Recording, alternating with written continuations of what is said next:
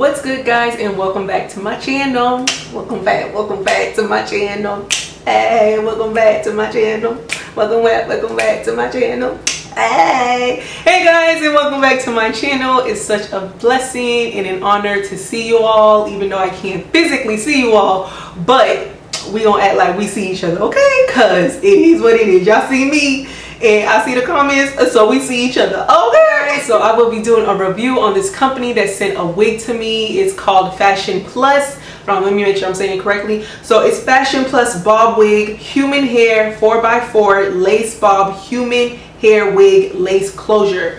I believe this is a 12-inch. So they reached out to me and they wanted me to do a review on their wig and, you know, just share it with you guys. See if y'all like it, see if I like it, because if I like it, I'm gonna share it with y'all. But if I don't, okay, we know how that goes. But guys, I can say that this wig it's cute. It's a cute wig. When I seen the picture to the like mimicking the wig, I don't know, the picture looked like more of a lace frontal, like it goes from ear to ear, but this one does not go from ear to ear, and they did say it's a 4x4, so it stops like, sorry if you see me looking over here because I gotta make sure that, you know, I'm in focus. So it stops like from here to here, and hopefully I did lay my edges, I don't know, but we you know how that go. So so right here, this is where the track begins. I'm not really a fan of that, but whatever. So it is a 4x4, so if you're not looking for a whole frontal, you're looking for something simple and easy to put on, this is definitely easy to put on. Y'all know I'm not a pro, but I can help you slide. I can help you slide.